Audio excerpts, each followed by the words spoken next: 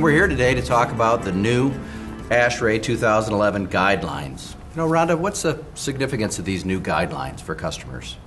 Well, in a nutshell, ASHRAE is trying to give the industry some new tools so that data center planners can take more advantage of outside air for free cooling.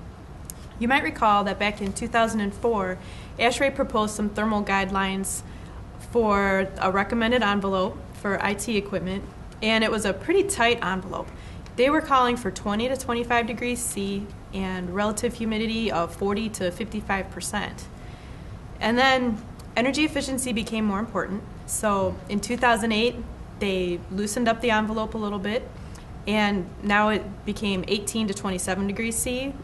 But they also defined an allowable envelope, and that was 15 to 32 degrees C with humidity between 20 and 80% relative humidity. Yeah, I always find clients are kind of sometimes confused when you, in the ASHRAE guidelines, specify this recommended and allowable. Can you elaborate? Sure. The recommended envelope is where you want to have your temperatures and your humidities the majority of the time. So from time to time, there might be excursions outside the recommended envelope, and those excursions need to stay within the allowable envelope.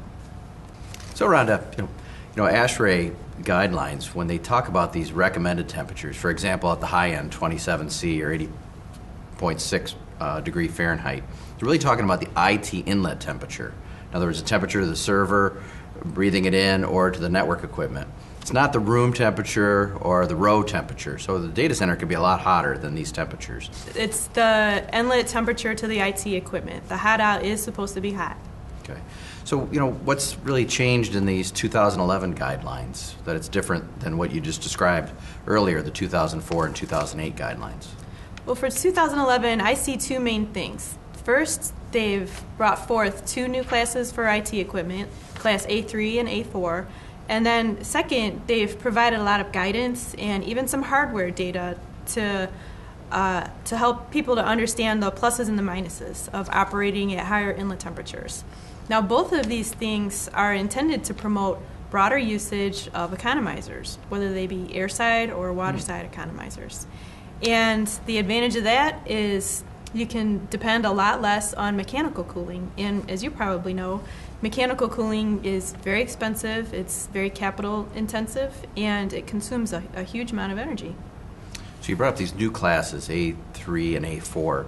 But however, does the current classes, the A1 and A2, still exist? They do, and for most of our clients, the equipment that they've been installing in their data centers for the past several years has probably been Class A1, maybe even Class A2, which can operate up to 35 degrees C. Now, the new classes can operate with inlet temperatures up to 40 degrees C for Class A3 or even 45 degrees C for Class A4. And 45 degrees C, that's 113 degrees Fahrenheit. So you could imagine using outdoor summer air in, say, Salt Lake City to cool your servers. Great way to save money. Obviously not a great environment to work in. When you bring up these A3 and A4 servers, are these available today? Well, we're seeing more and more of the Class A3. Some of the hardware vendors have already announced Class A3 equipment, and even some of the networking equipment vendors, they've been manufacturing equipment that can operate with 40 degrees C for years now. So throughout 2012, we can expect to hear more product announcements for A3. Class A4, on the other hand, is still a ways out. That's going to require some more engineering and some more product development.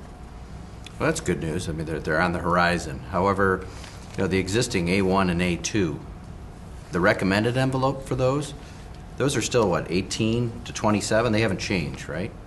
That's right. What's changed is the emphasis. We used to focus on keeping the temperatures within the recommended envelope, but now ASHRAE is providing guidance and tools so that data center planners can begin to actually plan the excursions into the allowable envelope. When you go into these excursions, are we talking we can go into them for a few minutes, for a few hours, days, weeks? That's a good question. And back in 2008, the guidelines were pretty vague. ASHRAE kind of said, well, it might be days, but you probably don't want to spend months at some of these higher temperatures, above 25 to 27 degrees C. But now in 2011, the Thermal Guidelines white paper describes an analysis that helps you to understand the trade-offs that come with operating at these higher temperatures.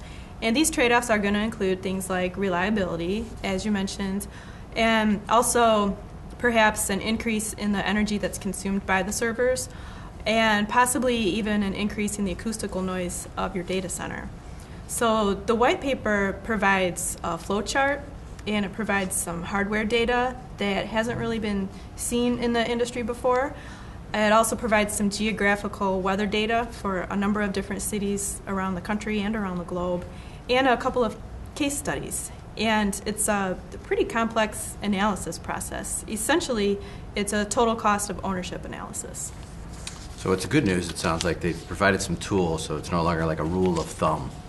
However, Right. Are you suggesting, since it's somewhat complex, that we have to have an extensive total cost of ownership analysis? I don't necessarily think that they need to jump right in and do this TCO analysis, but they really need to make sure that they've started by practicing the basics of cooling and start with good airflow management.